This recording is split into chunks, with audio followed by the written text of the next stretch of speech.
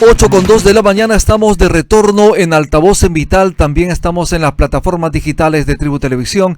Estamos con Armando Mendoza, él es economista e investigador. Hace un momento, antes de la pausa, Armando Mendoza, estuvimos hablando sobre el tema del déficit fiscal y las complicaciones precisamente a la caja fiscal del Estado. Como sabemos, decisiones del Congreso que perforan precisamente la capacidad de tener recursos para el fisco. Uno de ellos, por ejemplo, es los cambios estructurales en el IGB, el impuesto general a las ventas. Se le está reduciendo y se está aumentando el impuesto de promoción municipal de 2 a 4%. ¿Cómo observas tú esta situación? A ver, ahí hay dos elementos para considerar, ¿no? Pero primero veamos cómo funciona el IGB. El IGB, ¿no? Normalmente asumimos que es el 18%. Eso no va a variar. Servicios. Eso no varía. Pero ¿qué sucede?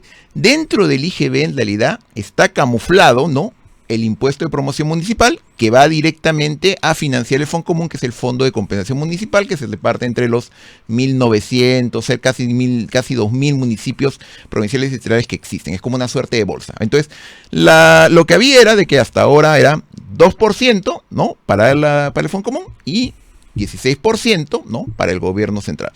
Esto ha sido modificado por parte del Congreso y ahora gradualmente va a incrementarse del 2 al 4% la tajada, ¿no?, que corresponde al Fondo Común, y evidentemente pues la contraparte es que se disminuye del 16 al 14%, ¿no?, la parte que corresponde al gobierno central. Entonces, aquí es importante señalar, ¿no?, que en principio no es que sea algo negativo darle más financiamiento a los gobiernos locales, pero además, ¿no?, darles alguna suerte de predictibilidad, ¿no?, y de estabilidad en términos de sus ingresos, en la medida en que el Fondo Común, al ser un fondo, ¿no?, que es un recurso determinado, es decir, no depende de que, bueno, el ministro está de buen humor o el gobierno está de buen humor y quiere darles más o menos dinero, sino que es algo que le pertenece a los municipales. El problema es que aquí, en realidad, no se está incrementando la torta. Estamos peleándonos, ¿no?, por ver quién saca una tajada más amplia. Entonces, claro, crece la tajada de los gobiernos locales, pero disminuye la tajada del gobierno central, que también tiene gastos e inversiones que hacer, no solamente a nivel central, sino también en todo el Perú. Entonces, estamos vistiendo un santo, desvistiendo al otro. Esto ha generado el rechazo, obviamente, de la comunidad de economistas de diferentes tendencias. Estos señalan que es una crisis fiscal, obviamente va a generar un forado para el gobierno central de aproximadamente 10.700 millones de soles. Esto no es poca cosa, le está dejando una bomba de tiempo al próximo gobierno. Absolutamente, porque además hay que indicar que esta modificación, ¿no?, del Fondo Común, que en principio como puede tener elementos ciertamente positivos, sucede contra un contexto bien preocupante. Ya tenemos un déficit fiscal que voló todas las restricciones, ¿no?, que se habían establecido acorde a la Ley de Prudencia y Responsabilidad Fiscal. El año pasado cerramos con un déficit del 3,6%. Sí. O sea, es decir, el gobierno, ¿no?, el año pasado gastó 40.000 millones de soles más de los que ingresó. Y bueno, pues como en la finanza de un Estado no es muy diferente de la de una persona. Si te gastas 40.000 millones de soles más, ¿qué sucede? Te endeudas, comienzas a usar la tarjeta de crédito. En otras palabras, comienza a crearse una carga, ¿no?, una carga fiscal que luego va a tener que ser asumida y que comienza a crecer como una bolita de nieve. ¿Significa entonces que el gobierno central, para superar este bache, este forado de aproximadamente 10.700 millones de soles, va a recurrir al endeudamiento? Sí. Y esto generaría más problemas a futuro. Absolutamente. En este momento, ¿cuánto es el porcentaje de endeudamiento del Perú respecto al PBI? Estamos por encima de la meta del 30%, que era el tope que establecía la ley. Estamos en estos momentos en 32, 33%, pero las perspectivas es que eso va a seguir creciendo. Ahora bien, es todavía relativamente bajo y manejable, pero el Perú no es particularmente un ejemplo en términos, lamentablemente, de solidez en el manejo macroeconómico, macrofiscal en los últimos tiempos. Entonces, eso, ¿no?, va a tener un impacto. De hecho, ya viene teniendo un impacto en los últimos años respecto a nuestra calificación de riesgo internacional. Ya los estándares que teníamos, ¿no?, de grado de inversión han comenzado a ser rebajados por las calificadoras internacionales. Y estas calificadoras internacionales son básicamente el equivalente al Infocor. Te dicen si eres o no un país con solvencia. Las calificadoras de riesgo, ¿qué es lo que ven en el Perú precisamente para tomar una determinación, para ponerle esa nota positiva o desaprobatoria en el caso, por ejemplo? Justamente ven el balance en los ingresos, las ¿no?, finanzas de un públicas. Estado, exactamente, sus ingresos y sus gastos. Entonces, deberían de estar, ¿no?, normalmente igualados, o en todo caso con oscilaciones pequeñas que por lo menos se justifiquen porque, bueno, ese año una situación excepcional como sucedió en el 2020 con la pandemia del COVID-19, o porque hay un gasto especial que implica pues una fuerte inversión. Pero el tema es que en el Perú en los últimos 2-3 años, ¿no?, se ha abandonado el concepto de disciplina fiscal, particularmente por el Congreso. Entonces estamos disparando gastos, pero además no son gastos excepcionales porque, bueno, este año hubo una inversión, no, son gastos ya permanentes, porque, bueno, pues para quedar bien, entonces nombramiento para todos, ¿no? Nombramiento para todos, aumento para todos, bonos para todos, eso está muy bien, pero eso ya es un gasto permanente de ahora en adelante. Exacto.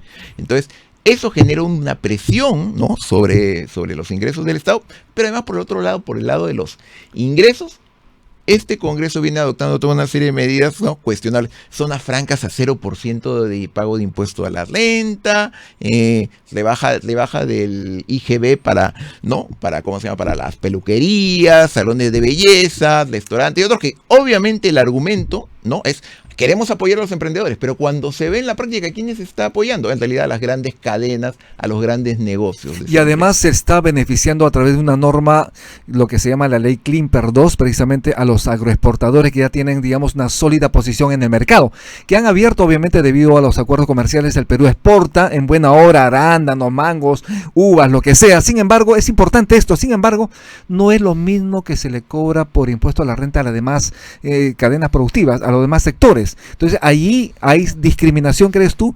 ¿Crees tú que todavía el sector agroexportador merece, digamos, estos beneficios tributarios?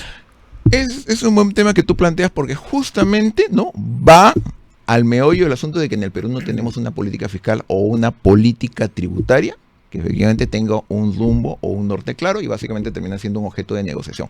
A ver, los beneficios tributarios, es decir, las tasas de bajadas, exoneraciones y otros, en principio no son por sí mismo algo negativo. Son una herramienta para favorecer o propulsar a un sector. Pero tienen que cumplir con 3 condiciones. Primero, no pueden ser incondicionales. Tienen que estar sujetos a determinadas condiciones. Es decir, te voy a dar exoneración, pero tienes que generar empleo, generar crecimiento y otros, ¿no? Y tienen que ser empleos de calidad. Segundo, no pueden ser indiscriminados. No puedes darle el mismo trato a una empresa, ¿no?, microempresa, que recién arrancó, que empresas que ya llevan 20 años o más disfrutando, ¿no?, de la ley de promoción, que en realidad, pues, te lo puedo aceptar hace 20 años, pero empresas que hoy en día están exportando cientos de millones, que tienen docenas de miles de hectáreas, ¿no?, y que tienen miles y miles de trabajadores, les vamos a dar el mismo tratamiento que a una pequeña empresa. Y hay abundante evidencia en el sentido de que en realidad el 80-90% de los que son los beneficios, ¿no?, de esta ley se las llevan entre media docena de grandes empresas. Entonces ahí esto está mal planteado, ¿no?, ciertamente de una manera, ¿no?, y además hay que tener en claro algo.